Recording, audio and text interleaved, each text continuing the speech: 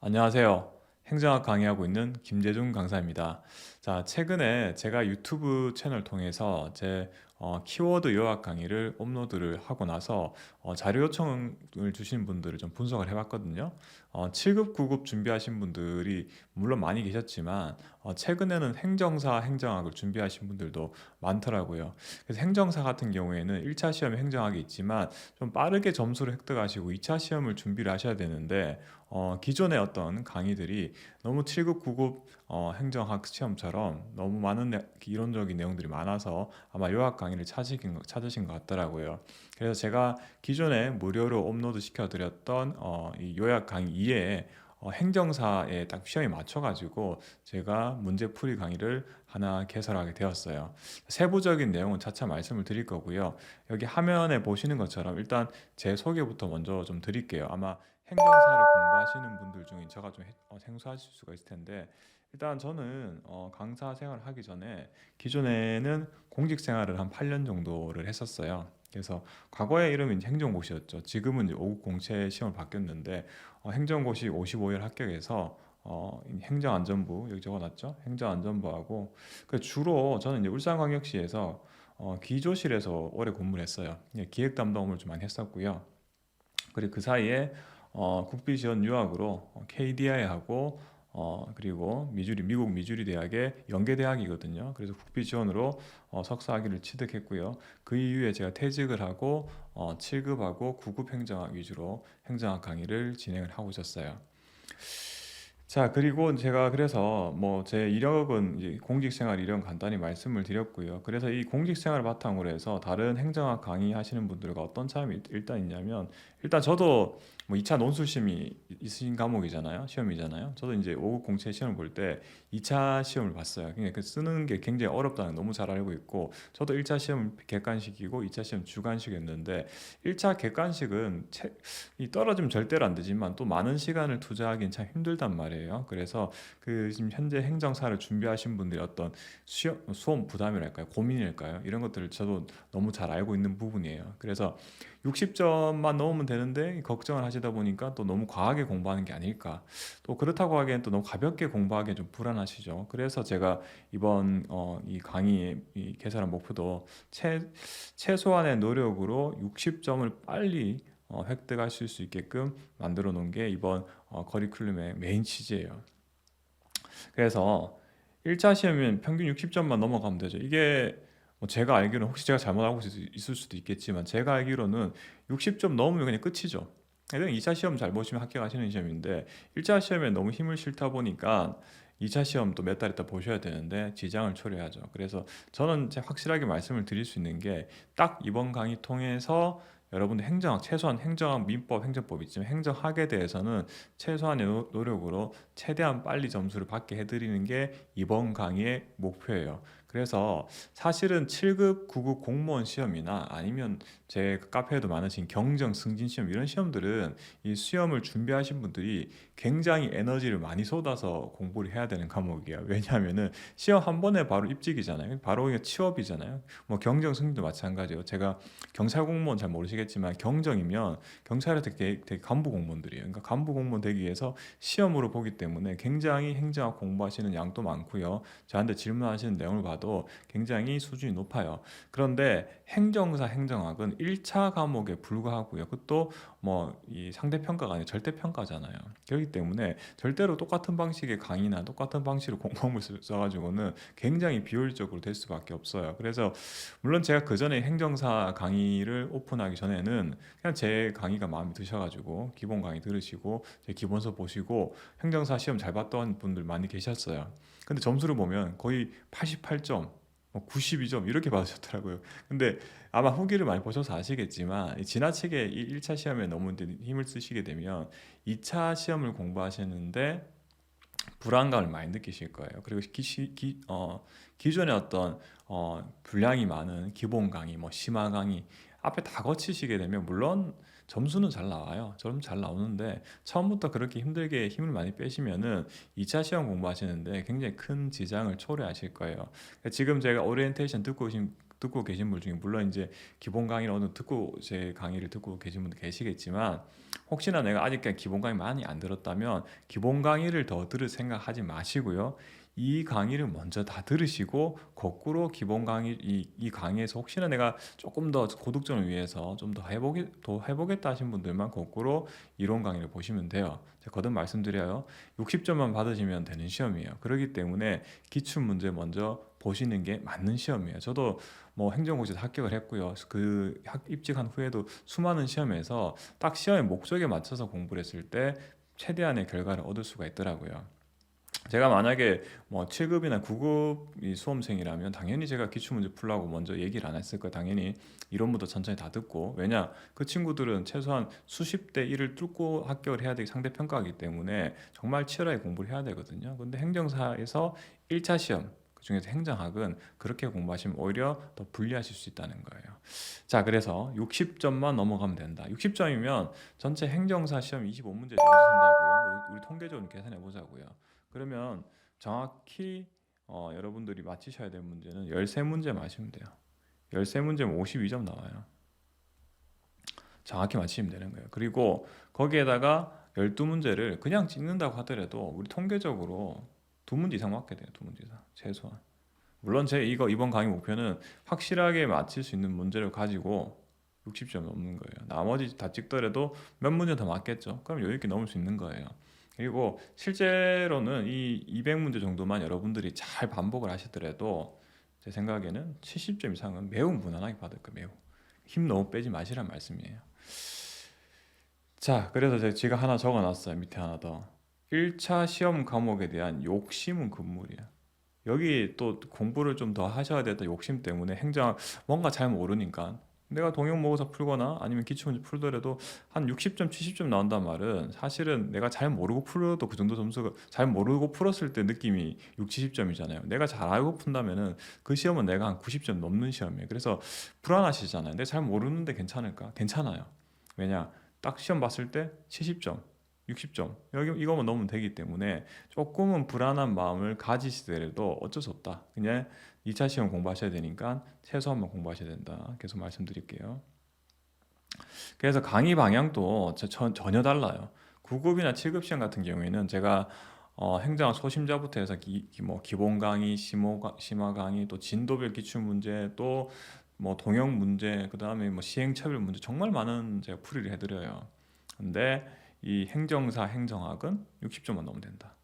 그래서 행정사 행정에서 빈출 문제 위주로 그리고 세세한 강의를 할 거예요. 문제를 이제 제가 풀이 수는 굉장히 문항 수는 줄여놨지만 그 문항 하나 하나를 제가 다른 기출 문제랑 달리 좀 세부적으로 풀이해 드릴 거예요. 왜냐하면은 9급이나 7급을 준비하신 분들은 문제 풀이할 때쯤 되면은 앞에 이미 많은 이론 강의 많이 듣기 때문에 그 이후에는 제가 문제 풀이를 좀 빠르게 해드리고 있었어요. 많은 문제를 해야 되니까. 그런데 이번 행정사 시험은 행정사 대비한 기출문제 풀이 강의는 앞에 이론을 전혀 안 들으신 분들 다 포함해서 제가 세부적으로 이론을 다 설명을 드릴 거고, 또 중요한 건 어떤 거냐면 이론 말고요. 이론 말고 이 문제는 또 뛰어넘어야 될 문제도 있잖아요. 과거에 이제 행정사 기출 문제가 대체적으로 난이도가 쉽긴 한데 하지만 그 중에서 이런 문제는 한 번 딱 출제됐고 이거는 뭐 거의 9급 기출 문제로 나오더라도 너무 좀 지엽적인 문제들이 꽤 있어요. 그런 문제 일부 있기 때문에 그건 제가 아예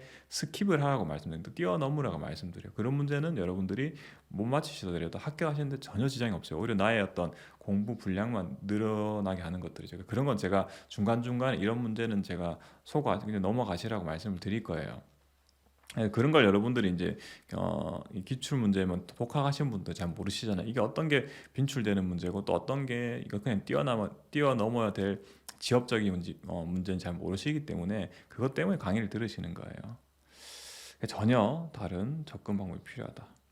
행정사 행정학 제가 통계를 간단하게 한번 찾아봤어요. 제가 이 교재에 보면은 175문제, 그러니까 최근 7개년 175문항 행정사 출제에서 175문항만 가지고 통계를 내보니까 일반 이 공무원 시험과 달리 특정 분야에 좀 많이 몰려 있어요. 그래서 총론이 좀 많이 압도적으로 30%나 되고요. 정책은 좀 적고요. 재무는 정말 적죠. 사실 굉장히 당황스러운 게 재무는 사실 좀 공부를 좀 하셔야 돼요. 이 부분은 좀 이해가 필요한 부분인데 재무 부분에서는 그렇게 많이 출제를 안 했어요. 그리고 뭐 지방화처도 마찬가지고요. 인사는 굉장히 쉬워. 인사 같은 경우 여러분들이 공부를 바로 하셔야 돼요. 인사에서 점수 받기 굉장히 쉬운 부분이거든요.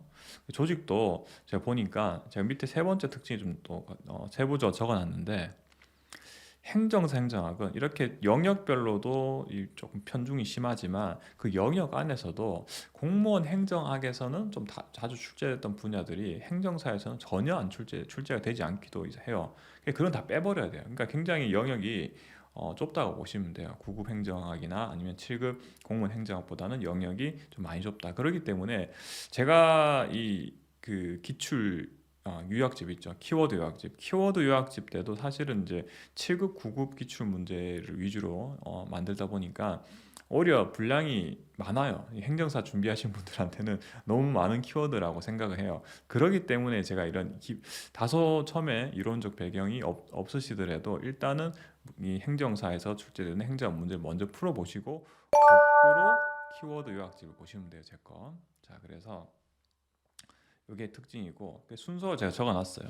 그래서 제가 혹시나 유튜브 강의 제 거나 아니면 다른 분거 기본 강의 다 들으셨으면 그거는 뭐 이미 다 지나간 거니까 들으신 게 뭐 나쁜 건 아닐 테니까요. 근데 그거 들으신 분들은 듣고 나서 당연히 듣고 들으면 되는 거고 아직까지 내가 넌 이론 다시 들어야 되냐 기본 이론을 그러실 필요가 전혀 없다는 거예요. 일단 문제풀이 강의 일단 다 들으시고 나서 그냥 거꾸로 내가 이론을 들으시면 거기서 이론을 듣게 되시면 아, 이 부분은 7급 9급에 나왔던 거니까 좀 추가될 거구나. 전혀 이제 제가 기출 문제 때 안 나왔던 것들이 이론이 있을 테니까요. 이제 우리가 파악을 할 수가 있겠죠. 그렇기 때문에 이 진도별 문제풀이 강의부터 먼저 다 들으시고요. 거꾸로 이론 강의 들으시면 돼요.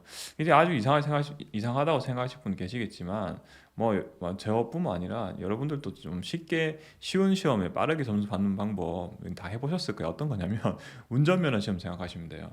저도 운전면허 필기시험 공부할 때 공부를 거의 안 했어요. 그냥 들어가. 그냥 기출 문제 잠깐 보고 이해를 한 게 아니라 거의 정답 외우는 식으로 해서 특정 점수만 넘어가면 합격을 하는 게 운전면허 필기 시험이잖아요. 그래서 심도 있게 공부해서 힘 뺄 필요가 없죠. 똑같은 거예요. 그러니까 우리는 60점만 넘으면 된다. 그렇기 때문에 기출 문제만 여러분들이 최소한 문제를 풀 수 있는 정도의 어떤 지식만 습득하시면 된다는 거예요. 아마 합격 수기 보셔서도 이 얘기 계속 할 거예요. 1차 힘을 너무 많이 뺐다. 자, 그래서 진도별 문제풀이 이 강의 먼저 들으시고요. 그리고 키워드 요약 강의. 제가 유튜브에 무료로 오픈해놨어요. 19시간짜리. 이거 사실 여러분들 많아요. 행정사 행정학 공부하신 분들한테는 사실 이 분량도 좀 많이 포괄을 하고 있어요. 그러니까 이거 들으시고 거꾸로 이제 제가 중간에도 말씀드릴 거예요. 이 문제풀이 강의하면서 이 내용은 제가 해당 부분에 제 키워드 요약 강의가 있으니까 그 부분에 좀 상세히 설명해 놨으니까 그 내용을 보라고 제가 권해드린 경우가 있으니까 그때 중간중간에 찾아보시면 되고 혹시나 내가 좀 듣다가 불편하시더라도 조금 끝까지 강의를 다 들으세요. 강의 안 길 거거든요. 20강으로 나눠졌지만 전체 20시간이 안 될 거예요. 그러니까 강의 일단 다 듣고 나서 이 이론서를 잠깐 보시면은 이게 다르구나. 금방 숙지를 하실 수가 있다는 거죠. 이건 제가 유튜브 채널이에요. 유튜브 채널에 김재준 행정학 TV 네이버 유튜브 치시면 나오고요. 네이버 카페도 있어요. 카페 질문하셔도 돼요. 카페 질문하셔도 되는데 제가 행정사 준비하신다 분들은 내가 행정사 준비하신다라고 알려주신 다음에 질문하시면 좋을 거예요. 왜냐면은 7급이나 9급 준비하신 분들한테는 제가 이론적 배경을 다 설명을 드리면서 이제 이러니까 정답 이거다 말씀드리지만 행정사 준비하신 분들한테는 이 문제는 뛰어넘으라고 답변을 드릴 수도 있거든요. 아니면은 이런 문제는 그냥 이렇게 암기해서 넘어가시라고 말씀을 드릴 수가 있어요. 그냥 준비한 시험에 따라 제가 답변이 달라질 수 있으니까 그거 좀 감안하셔서 제가 질의를 해주시면 제가 거의 바로 답변 드려요. 하루 24시간에 답변 드리니까 고민은 하지만 고민은 여러분들이 고민한 시간은 제가 답변 드릴게요. 그 시간 아끼시려고 강의 듣고 그 카페 질문하시는 거잖아요. 요 키워드 영역이 세 강이 있고요. 1강에 어떤 게 있냐면 1강에 이제 총론하고 정책 앞부분, 2강에 조직, 인사, 3강에 재무, 지마주 이론적인 게 있어요. 키워드 요약 좀 이렇게 생겼어요. 아마 여러분들 제 강의 들으신 분들 이 영상 보고 계신 분들 이거 다 알고 오신 분들이 대부분. 왜냐면 제가 키워드 요약집 강의를 올려놓으니까 이거 보시고 이제 제 카페에 많이 가입하셨잖아요. 그러니까 이거 책이나 제 PDF 파일도 드리고 있거든요. 그래서 요거 가지고 오신 분들이기 때문에 요거 기준으로 해서 제가 강의를 달아놨고, 그리고 이 행정사 진도별 기출 문제 자료도 마찬가지로 제가 기본서도 있거든요. 기본서 게 아니라 저는 딱 요 기출 키워드 요약집, 이 키워드 요약집 페이지로 제가 해설을 다 달아놨어요. 그러니까 꼭 문제 푸시다가 딱 그 키워드 요약집 몇 페이지 그럼 찾아보시면 좀 더 상세한 내용이 있고, 이거 하고 그래도 내가 이론도 보고 싶다 그러면은 제 유튜브 영상에 올라와 있는 제그 19시간짜리 강의 거기 찾아만 보시면, 그 전체적으로 다 강의 보실 게 아니라 그 부분 찾아서만 참고하시면 돼요. 그래, 강의 구성은 전체 200문항인데 제가 뭐 공무원 같은 경우에 1000문제씩 풀어드리는데 200문항 좀 충분해요. 충분해. 매우 충분하고 걱정은 안 하셔도 돼요. 왜냐하면 요즘 제가 이런 말씀 더 드리기보다 나중에 강의 들으시면서 그 행정사 행정학 기출 문제 보니까 이 유사한 문제가 막 반복된다는 거, 여러분들이 제가 이렇게 말씀드린 것보다 문제를 푸시면은 쭉 달아서 풀어보시면은 바로 이제 느끼실 거예요. 바로 느끼시게 될 거예요. PDF 파일 제공하고 있고요. 그래서 전체 200문항인데 175문항은 이제 행정사 기출 문제고요. 그리고 또 하나는 해보셔야겠죠.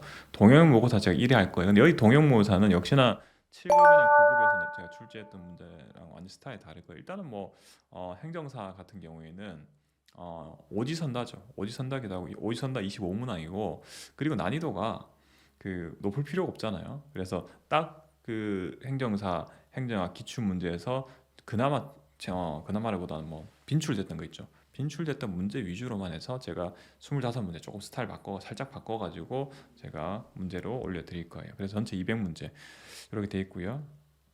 강의 교재는 앞서 말씀드린 것처럼 여기 200문항은 제가 PDF 파일로 이 강의 영상에 같이 올려드릴 거고, 그 다음에 요거 있죠, 키워드 요약집, 요거는 같이 어지간한 구매하세요. 이거 그래도 기본서 하나 있어야 되잖아요.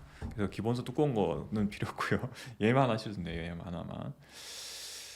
그리고 지금 강의를 이제 오리엔테이션이나 강의를 수강하는 시점이 2024년 시험 이후일 수도 있잖아요. 근데 행정사 시험 준비하신 분들은 그냥 이 강의 그대로 들으셔도 돼요. 뭐 아주 최신 강의 듣겠다, 물론 최신 강의 조금 더 좋을 수는 있지만 전혀 이것 때문에 강의를 기다리셔서 학습하실 필요가 전혀 없어요. 일단 제가 뭐 2024년 시험 이후에 뭔가 법령이 바뀌거나 뭐 이런 내용도 당연히 여기 제가 정오표 만들어서 올려드릴 거고, 그리고 2024 이제 시험 치르고 난 후에 이 행정사 기출 문제도 제가 이 풀이집을 다 올려드릴 거기 때문에 이것 때문에 이거 조금 지나간 강의 좀 곤란한 거 아닌가요? 고민하지 마세요. 지금 일단 제가 2024년에 찍고 있고요. 2025년 정도까지도 여러분들 들으셔도 아무 문제가 없다는 거 미리 말씀을 좀 드릴게요. 자, 그러면 이제 제가 본격적으로 이제 1강부터 제가 진행을 좀 할게요. 제가 이번에 이 온라인으로 강의를 촬영을 하면서 조금 스타일을 바꾼 게 어떤 거냐면 이렇게 바꿨어요. 페이지를 녹색으로 바꿨어요. 녹색. 이 실제 강의 판서 형태로 되어 있죠. 그리고 아마 이 컴퓨터를 PC를 보시면은 이게 훨씬 잘 보이실 거예요. 그리고 제가 지금 촬영 전문 장비로 다 촬영을 하고 있는데 훨씬 이제 일반적인 그 캠이나 이런 것보다 화질이 훨씬 좋죠. 그리고 이제 여기 보이는 화면도 아마 실제 그 강의실에서 이 오프라인 강의실에서 보는 것보다는 오히려 더 잘 보일 거예요. 그래서 흰색 배경에 까만색 글씨가 아니라 이 녹색 배경에 흰색 글씨를 좀 눈이 좀 편안한 형태로 제가 이렇게 좀 바꿔놨어요. 혹시나 많이 불편하시면 저한테 피드백 주시면은 제가 바꾸도록 할 텐데, 제가 여러 가지 좀 테스트 해봤거든요. 역시나 녹색 화면에 흰색 글씨가, 아마 앞에 제가 오리엔테이션 때는 그냥 흰색에 검은색 글씨였잖아요. 차이 나시는데 아마 녹색이 편할 거예요. 이렇게 해서 제가 진행할 거고, 자, 그러면 이제 첫 번째 문제부터 하나하나 좀 살펴볼게요. 하나하나. 첫 번째 문제가 총론 파트죠. 제가 총론에서 가장 많이 나온다고 말씀을 드렸어요. 첫 번째 문제를 볼게요. 문제. 경합성과 이 배제성을 기준으로 해서 재화의 유행에 관한 설명으로 옳지 않은 거. 2018년 행정사에서 출제를 했던 문제고요. 일단은 경합성이란 말과 배제성이 뭔 말일까? 그죠? 이렇게 나왔죠. 그리고 이전에 지금 이제 제가 앞서 말씀드린 것처럼 행정학을 아예 처음 들으신 분들이 계시잖아요. 그래서 일단은 행정이 무엇인지 간략하게 제가 소개를 드리고 이 문제를 풀어드리는 게 맞을 것 같아요. 일단 행정이 뭐냐 했을 때 다른 특히 이공계 출신 분들 많이 힘들어하실 텐데 행정이란 것은 정의가 합의된 정의가 없어요. 수십 명의 학자가 자기들 나름대로 전부 다 자기신들만의 어떤 관점에서 행정의 정의를 내리고 있어요. 뭐 제가 내릴 수도 있고요. 뭐 유명 학자들이 내릴 수도 있고 다 다양해요. 근데 제가 이제 강의를 하는 입장에서 여러분들 처음 이제 행정학이라는 학문을 처음 접한 입장에서 행정이 무엇일까라고 좀 한마디 좀 말씀을 드리면 제일 쉬워요. 정부의 활동이에요. 정부의 활동. 조금 추상적인가요?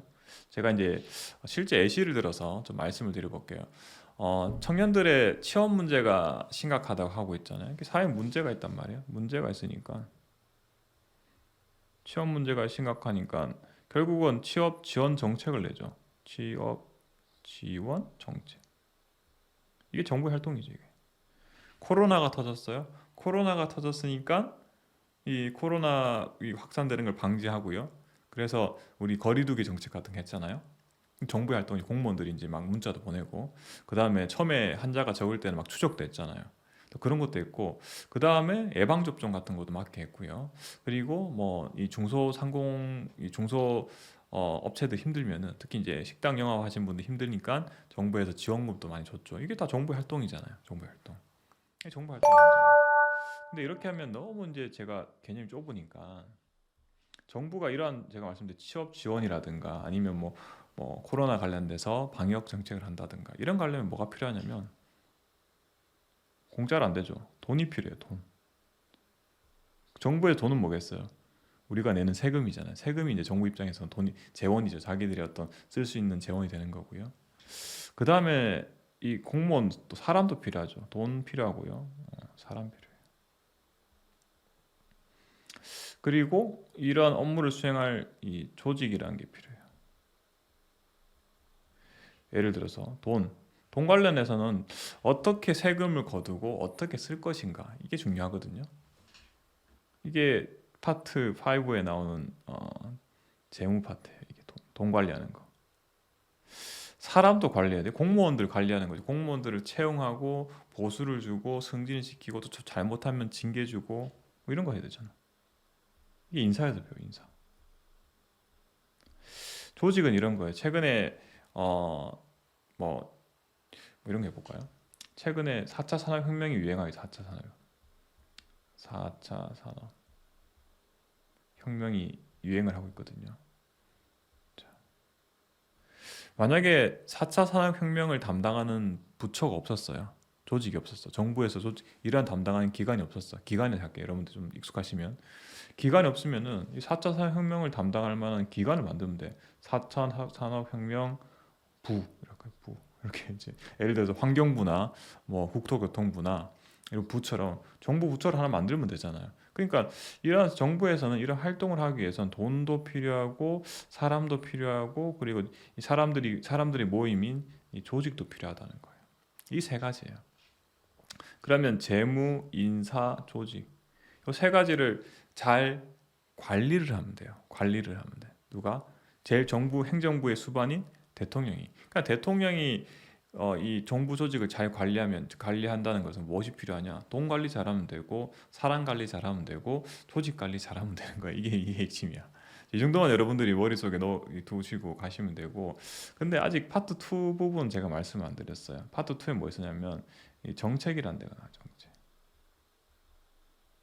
정책이 파트 2인데 정책은 어떤 거냐면 정부에서 사회 문제를 해결을 하기 위해서는 주먹구구식으로 하면 안 되겠죠. 예를 들어서 청년들의 취업을 올리기 위해서 보조금을 주는 게 좋을지 아니면은 교육을 지원하는 게 좋을지 아니면 기업에다 대고 아예 뭐 지원 정책을 해주는 게 좋을지 이 목표는 같잖아요. 이 목표는 청년들의 어떤 취업률을 올리는 건데 이를 달성할 수 있는 수단이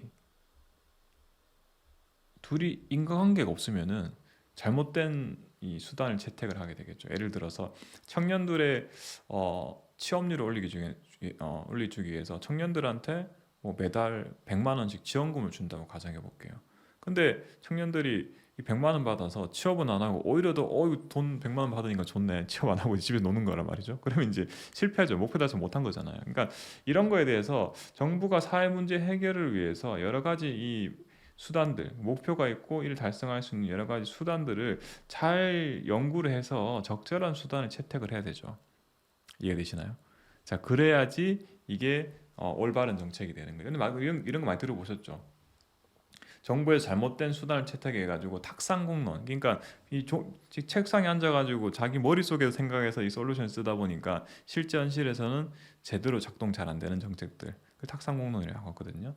자, 그러다 보니까 문제가 되는 거예요. 그래서 이런 거에 대해서 이 사회 문제 해결을 위한 어떤 해결책 방안을 어떻게 하면 좀 논리적이고 또 합리적으로 잘할까, 이런 거에 대한 연구를 하는 게 정책 파트에서 하는 거예요. 그러면 우리가 이제 4개 파트를 설명해 드렸죠.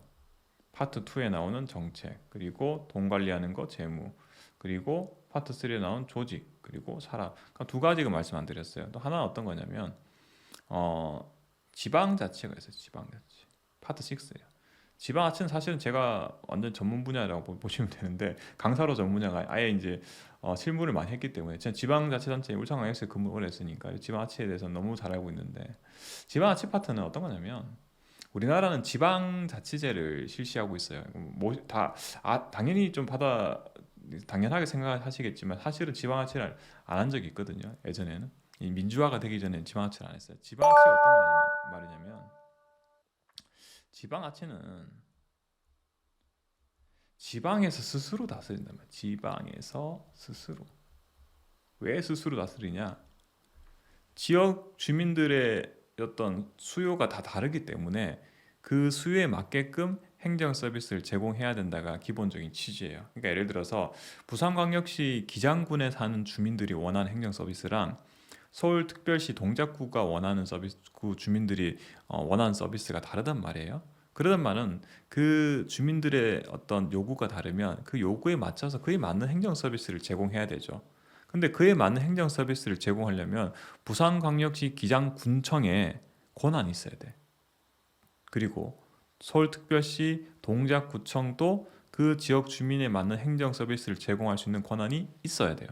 그래서 지방에서 스스로 다스릴 권한을 줘야지만이 그런 지방자치를 실시를 할 수가 있어요. 과거에 만약 지방자치를 안 하면 어떻게 되냐면 지역 주민들의 어떤 맞춤형 서비스를 제공하는 게 아니라 중앙정부에서 똑같은 행정 서비스 제공하는 거예요. 어느 지역을 가는 어느 주민들이 되든 간에 그냥 중앙에서 동일한 서비스를 동일하게 제공한다는 거예요. 근데 이제 점점 사회가 민주화가 됨에 따라서 이제 지방자치라는 거죠. 그러니까 지방자치라는 역시나 지역 주민에 맞는 서비스를 제공하는 게 핵심이다. 근데 이러한 지역 주민의 어떤 수요에 맞는 행정 서비스를 제공하기 위해서 뭘 해야 되냐면 지역 스스로 결정을 할 수 있어야 되죠.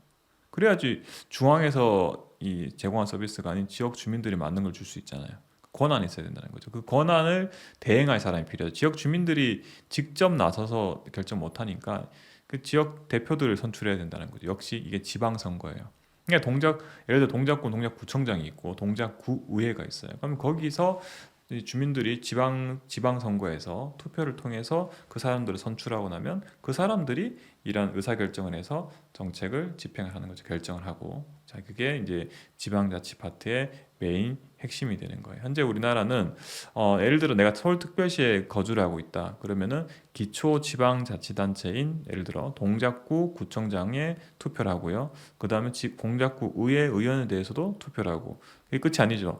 광역지방자치단체인 서울특별시장 선출도 하고요. 서울특별시 의회도 선출하죠. 이거 중층제라거든요. 층이 두 개 이상이면.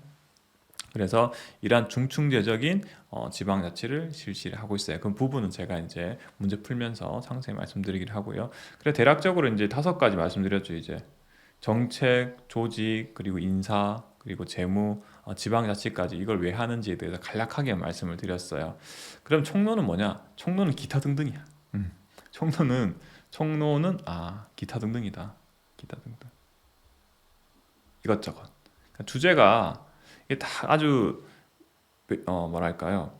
단단하게 잘 묶어져 있진 않아요. 그러니까 주제마다. 그래서 총론에 들어있는 주제는 말 그대로 이 주제 저 주제 다 넣어놨어요. 그러니까 왜냐 일단은 이 수험서가 여러 학자들이 출제한 문제를 모아놓은 게 수험서가 되잖아요. 그리고 이제 기출 문제지도 마찬가지로 여러 학자들이 다양한 관점에서 출제를 한단 말이에요. 그러니까 이렇게 딱 이 정교하게 잘 맞물려 있지가 않아요. 그냥 문제별로 따로따로 접근하시는 게 좋아요. 총론은 이 얘기 저 얘기 다 하는 거다. 자, 그래서 이렇게 해서 이 행정학 이 기출 문제 제가 오리엔테이션을 간단히 마치고요. 이제 진짜 본격적으로 파트 1부터 해서 문제풀이를 한번 진행을 해볼게요.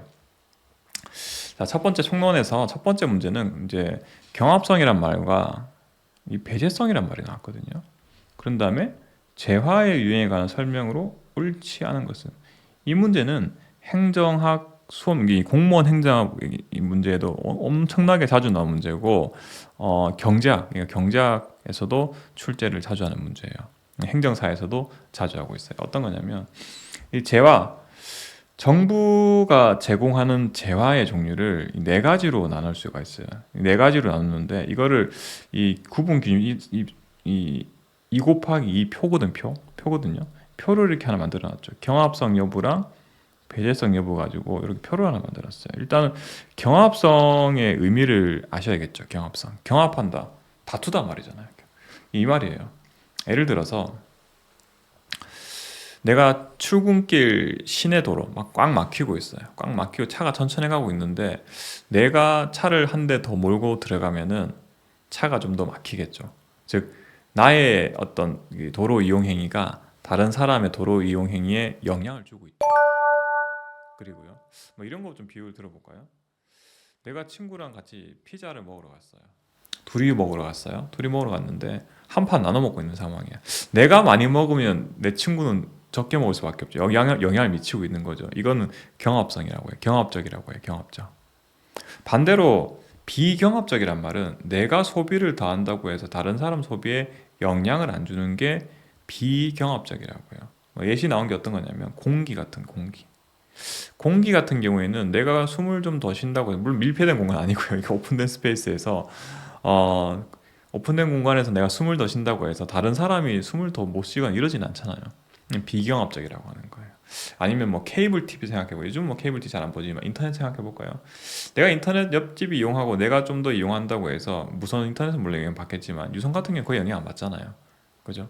이런 케이블 TV도 마찬가지고, 케이블 TV도 옆집에서 시청 다 한다고 해서 뭐 내가 시청하는데 크게 영향을 주진 않죠. 뭐 기술적으로는 저는 잘 모르지만 어쨌든 우리가 일반적으로 생각했을 때 영향 안 주잖아요. 이런 것 갖다가 비경합적이라고 해요. 이게 이게 가로축으로 가로로. 세로로는 뭐라 돼 있냐면 배제성이래.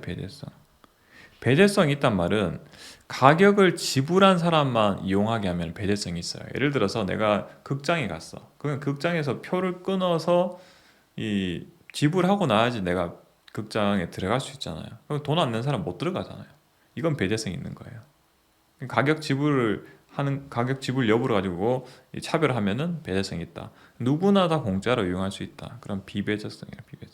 예를 들어서 뭐 근처에 뭐랄까요, 무료로 개방된 공원들 있잖아요. 이런 데 그냥 들어가면 되잖아요. 이런 거 갖다가 비배제적이라고 하죠. 자, 그래서 이러한 가로 세로로 하나는 가로축은 경합적이고 세로축은 이제 배제성 여부 가지고 두 가지로 나눴어요. 그러면 이제 총 네 가지 케이스가 나오겠죠. 그래서 시장제 같은 경우에는 이 경합성도 있으면서 배제성도 있어요. 이게 뭐냐면 결국 경합성도 있고 배제성이 있다는 것은 우리 시장제라고 하는데, 말 그대로 우리가 보편적으로 물건을 살 때 공공 서비스가 아니라 보편적인 일단 뭐 편의점 가서 물건을 산다든가 아니면 내가 자동차를 구매한다든가 이런 것들은 전부 다 시장제로 구분이 돼요. 당연히 비용을 지불해야지만이 소비를 할 수 있고요. 나의 소비가 다른 사람의 소비에도 영향을 미치는 것들이에요. 그 다음에 요금제라고 불린 것은 경합성은 없는데 배제성은 있죠. 경합성은 없다. 경합성이 없단 말은 내가 조금 더 쓴다고 해서 다른 사람 소비에 영향 없다. 대표적인 케이블 TV 생각하면 가장 쉬워요. 케이블 TV는 이용 요금을 내는 사람만 이용할 수 있죠. 배제성이 있어요. 근데 내가 더 쓴다고 해서 다른 사람이 영향을 받는 건 아니죠. 그래서 비경합적이라고 해요. 예시가 제가 출제했던 거 기준으로 다 예시를 해놨어요. 상하수도라든가 뭐 고속도로 여기 이제 9급이나 7급 문제 많이 나왔던 것들이에요.